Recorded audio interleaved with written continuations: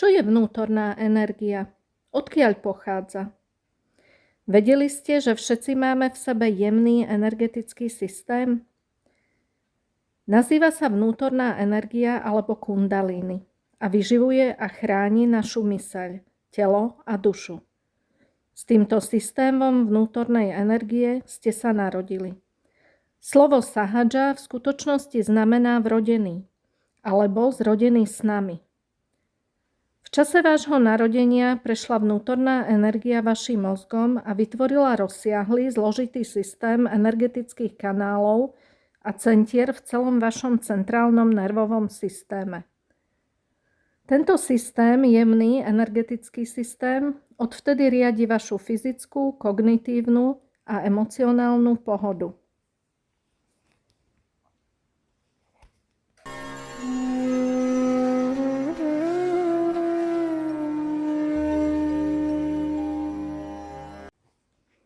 Ako prúdi vnútorná energia? Ako sa prebúdza? Vnútorná energia prúdi celým vašim telom pomocou 3 hlavných vertikálnych energetických kanálov alebo nády. Cestou preteká cez vašich 7 hlavných energetických centier, známych aj ako čakry. 7 čakier sa nachádza v miestach hlavných nervových pletencov.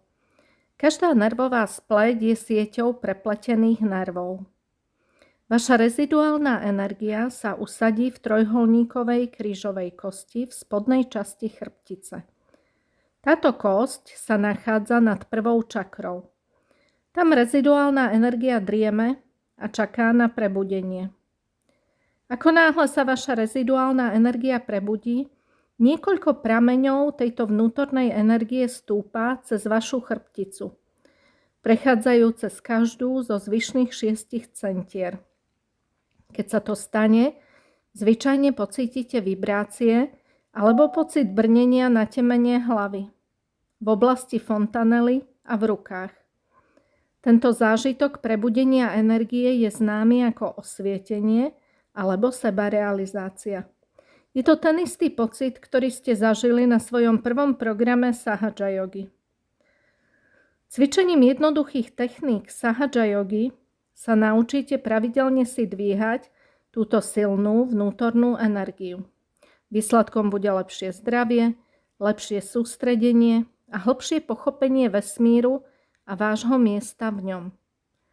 Zatiaľ čo každý prvok v prírode vyžaruje vibrácie, iba prebudením vašej vnútornej energie môžete rozvinúť citlivosť na vnímanie týchto vibrácií.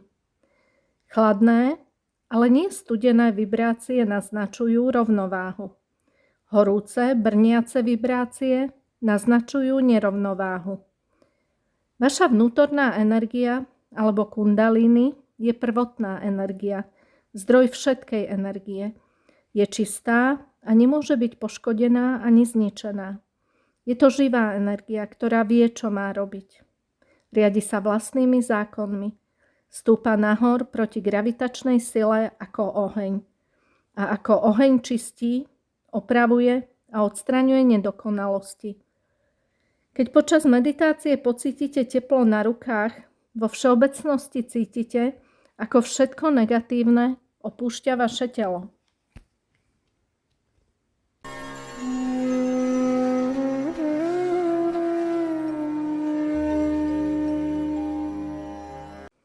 Čo je čakra?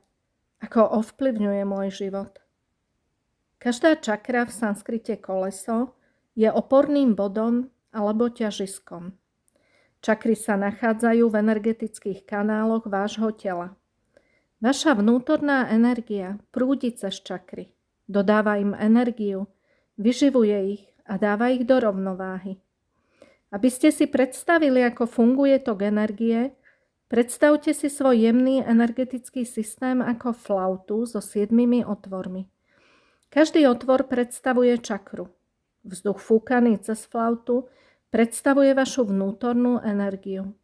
Ak sú otvory flauty voľné, flauta môže vytvárať melodickú, harmonickú hudbu.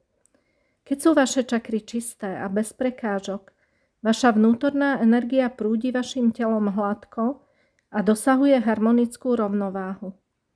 Čakry nie je možné vidieť, rovnako ako nie je možné vidieť elektrínu. Existenciu elektriny si však overíme vždy, keď zapneme elektrický spotrebič. Podobným spôsobom si overujete existenciu svojich čakier, keď ich zapnete prostredníctvom meditácie.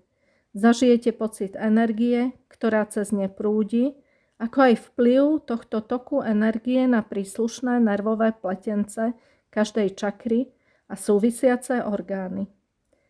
Môžete doslova cítiť energiu, ktorá prúdi cez každú čakru. A dokonca odhalíte na ceste toku energie konkrétne blokády.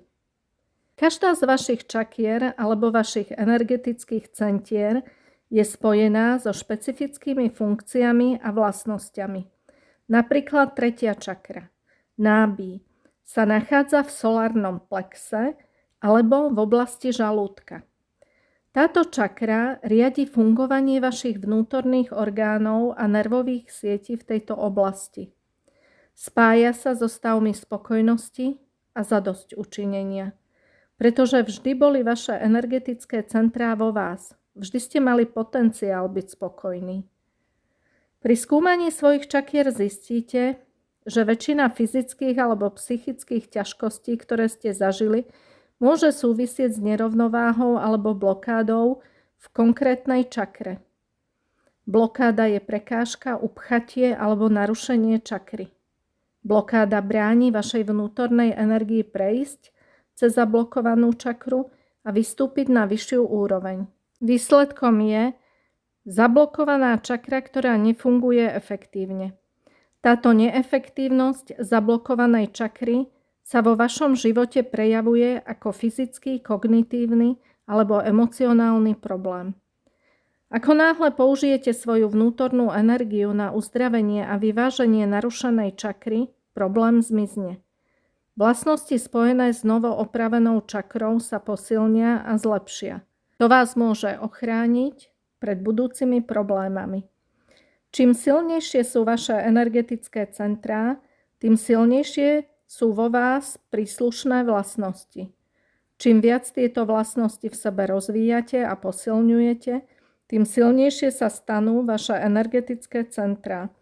Dobrou správou je, že meditácia je cenným a silným nástrojom seba objavovania. V skutočnosti, ako náhle sa vaša vnútorná energia prebudí, techniky Sahaja Yogi vám pomôžu diagnostikovať problémy vo vašom vlastnom systéme vnútornej energie.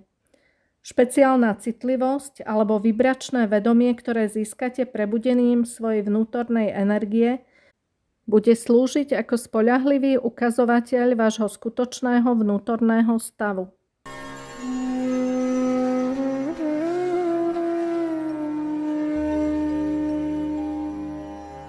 And that they find it difficult to get out. But if you know how to raise your Kundalini, she will manage it. She knows how to do it and she will give you that status. But first and foremost thing is to meditate and to raise your Kundalini. Meditation is the only way you can grow. There's no other way out. Because when you meditate, you are in silence. You are in thoughtless awareness. Then the growth of awareness takes place.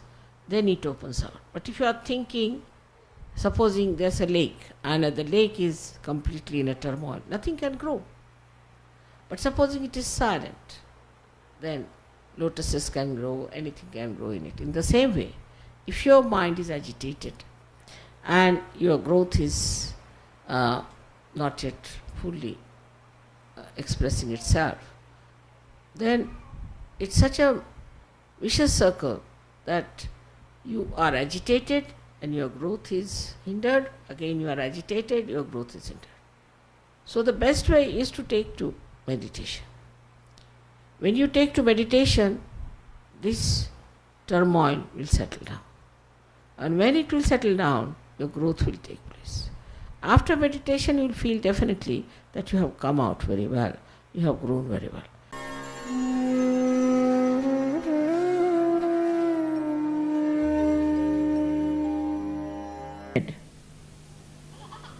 You are amazed at it. But the experience is very peaceful.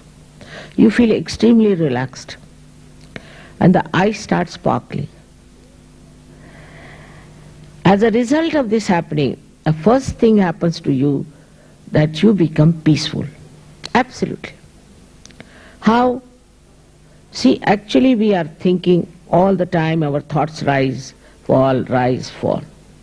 In between these thoughts there's a little space. When we are thinking about the future or about the past, not about the present. We cannot think.